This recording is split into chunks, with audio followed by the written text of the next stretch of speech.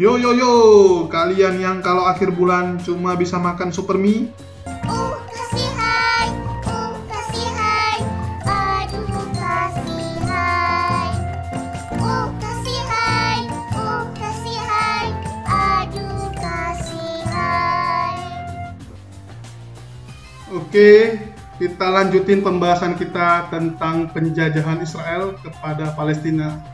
Ini bagian 2 ya. Karena admin masih semangat, admin lanjutin aja lah. Yang belum ngerti tentang sejarah ini, silakan lihat video sebelumnya ya. Terakhir kita bahas tuh sampai terjadilah perang 6 hari. Terjadinya karena Mamang Gamal Abdul Nasir kembali menutup selat Tiran bagi kapal Israel. Jadi Israel ngamuk, Israel menyatakan perang dengan Mesir. Serangan tiba-tiba Israel yang menargetkan lapangan terbang Angkatan Udara Mesir betul-betul efektif sekali. Setelah serangan itu, Mesir segera meminta negara-negara Arab datang untuk membantu perang dengan Israel ini. Negara-negara Arab yang ikut itu Mesir, udah pasti, Suriah, Yordania, Irak, dan Lebanon. Macam Arab Saudi, Qatar, Iran itu tidak ikut ya. Jadi yang ikut tuh cuman 5 negara ini. Nah, ini data berapa jumlah pasukan, berapa pesawat, tank, dan juga artileri berat ya. Biar jelas dulu datanya. Tetapi kemenangan Israel atas udara membuat alur pertempuran semakin berat sebelah. Ya, lu bayangin aja lah, lu Rambo sekalipun.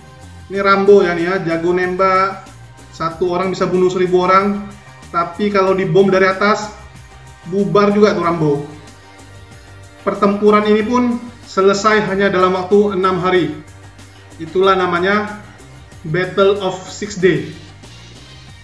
Hasil dari pertempuran 6 hari ini benar-benar mengubah peta kekuatan di Timur Tengah. Mesir yang dulu begitu perkasa, terakhir jadi macam ayam sakit. Jadi dulu tuh Mesir seperti Indonesia, macan dia, bukan kaleng-kaleng dia. Ya, dulu dikit-dikit tuh ganyang, serbu. Kalau sekarang udahlah, diam aja. Kasih Turki aja yang ngomong, Erdogan. Mana Bang Erdogan? Oh sorry Bang, lagi makan dondurma rupanya Bang Erdogan kita nih. Muka Bang Erdogan ini agak kesal nih, nampaknya pun digangguin nih sama yang jual nih. Berani kali dia sama Bang Erdogan. Dikirim drone ke rumah baru tahu. Sama jamban-jambannya pun terbang. Hasil dari kemenangan Israel ini membuat seluruh tepi barat Palestina yang diurus sama Yordania sekarang jadi diurus sama Israel. Gajah yang dari Mesir pindah juga jadi Israel. Wilayah tinggi Golan punyanya Suriah diambil juga sama Israel. Terus semenanjung Sinai sama selat-selat Tirannya pun diangkut sama Israel. Walau nanti semenanjung Sinai ini pun dikembalikan karena sama Israel pun nggak ada guna. Itu cuman gurun pasir. Kalau berguna jangan harap dikembalikan. Setelah berhasil menguasai tepi barat Palestina, Israel sekarang harus memutuskan apa yang akan dia lakukan kepada wilayah tersebut. Ada beberapa opsi pilihan yang dapat mereka ambil. Yang pertama, menganeksasi seluruh wilayah tepi barat dan memberikan etnis Arab kewarganegaraan Israel.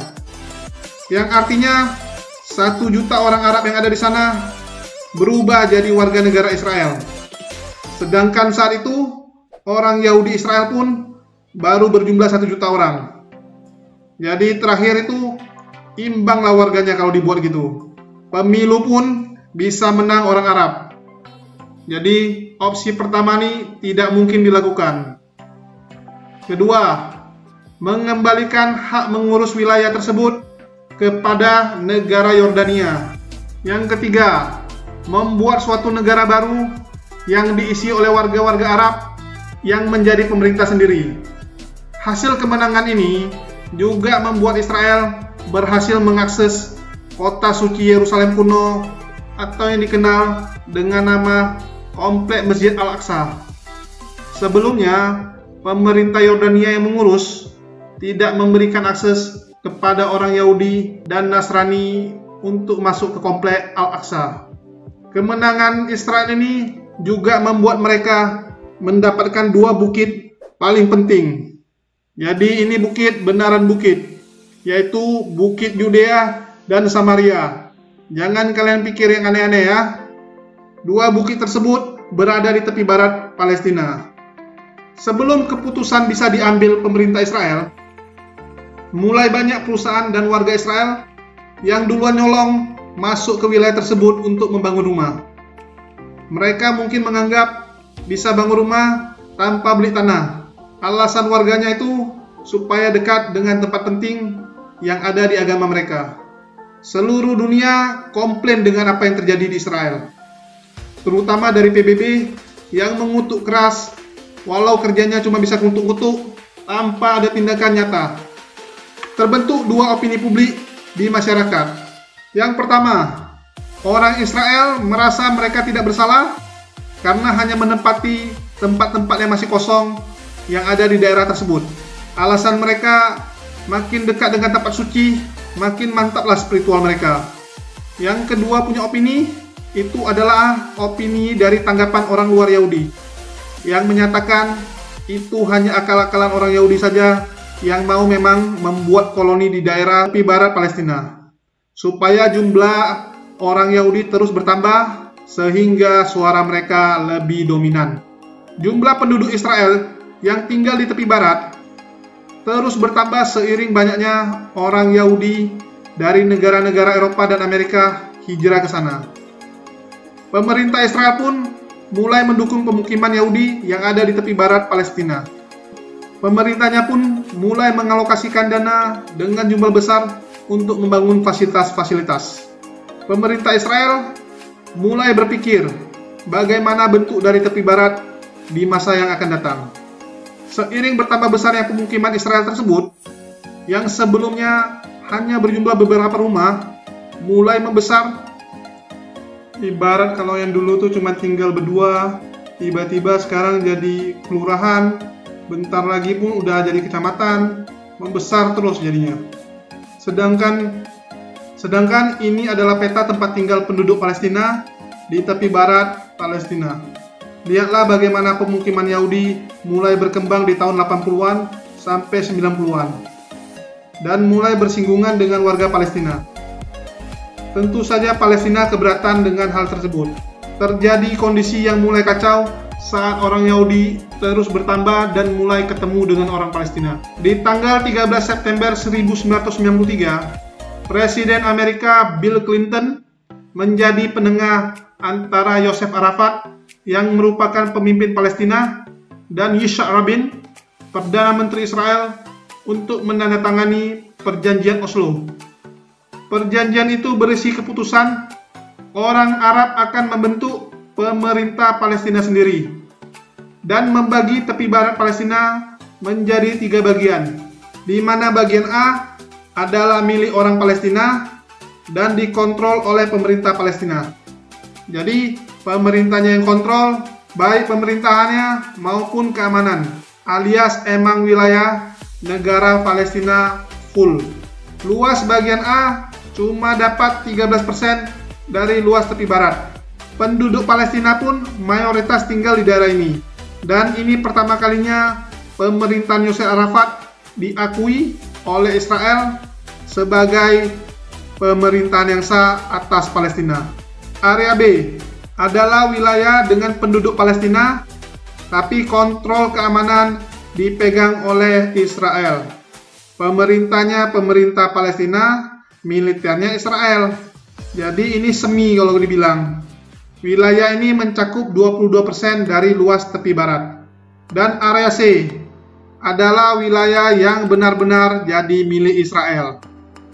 Jadi ini wilayah memang penduduknya Israel, militernya Israel, semuanya Israel.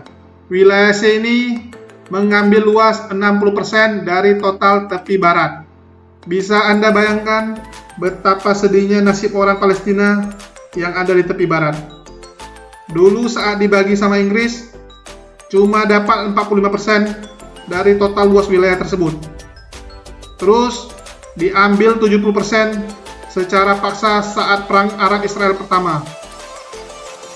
Sekarang diambil lagi hingga tinggal 13% yang benar-benar merdeka.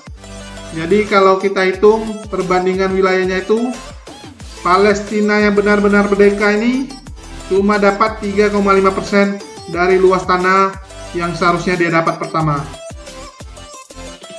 Beginilah gambaran pembagian dari ketiga bagian tersebut, di mana penduduk Yahudi Israel dapat dengan gampang keluar masuk dari negara Israel utama ke wilayah pemukiman Yahudi yang ada di tepi barat, yaitu melalui jalan lintas yang sudah dibangun.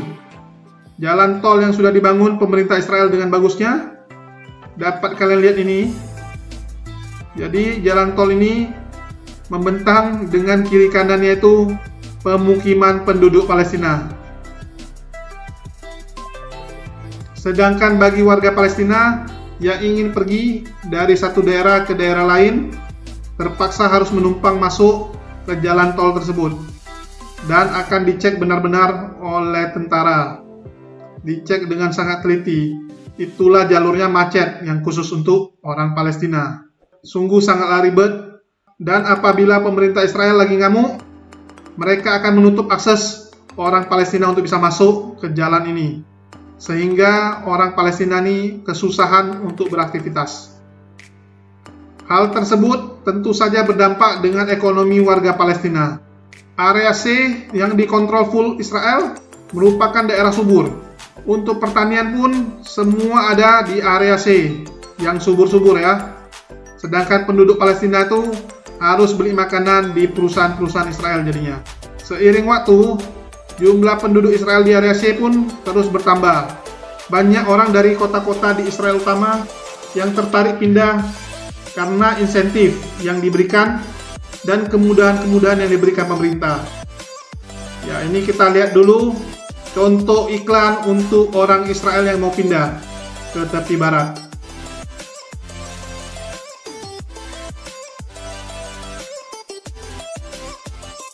If you've always felt a deep yearning for Jerusalem, now is a once-in-a-lifetime opportunity not only to stand within its gates, but also to build the home of your dreams there. The tranquility of a picturesque setting and crisp mountain air with all the benefits and amenities that Jerusalem has to offer. Ramat Givat Ze'ev is adjacent to the city of Givat Ze'ev and is connected to Jerusalem via two main highways. But make no Yang kira-kira berminat pindah, boleh kontak admin nih. Biar admin kasih nomor kontak marketingnya. Mantap pokoknya kalau mau pindah. Silakan Anda pindah ke tepi barat. Kalau info dari admin ini 100% akurat, terpercaya. No hoax-hoax ya. Belum lagi tahun 2005, Perdana Menteri Israel Ariel Sharon mulai memindahkan 8.500 pemukiman orang Yahudi di jalur Gaza untuk hijrah juga nih ke area C tepi barat, sehingga penduduk Yahudi di tepi barat ini terus bertambah. Negara Palestina tentu saja akan sangat susah mandiri. Lihat saja bentuk negaranya yang lebih mirip lemak di daging wagyu, berpencar-pencar dengan ukuran kecil-kecil saja, tanpa tersambung sedikit pun. Harapan Palestina untuk bisa mendapatkan kembali area C yang diambil Israel juga nampaknya tidak mungkin akan mulus. Apalagi orang-orang Yahudi di tepi barat ini sudah dalam kondisi enak dan nyaman. Fasilitasnya pun sudah lengkap. Mau sekolah ada, rumah sakit ada, bioskop ada, spa pun ada. Jadi udah tidak mungkin dibalikin lah ini ya. Karena udah panjang kali admin ngomong, kita sudahi saja ya sampai di sini. Berikutnya kita bahas wawancara kita dan kondisi sebenarnya yang ada di tepi barat. Kita tanya sama orang Palestina, kita tanya sama orang Israel, apa yang mereka rasakan selama di tepi barat. Oke? Jadi jangan lupa subscribe, share, kita bacot-bacot di komen supaya channel ini makin mantap.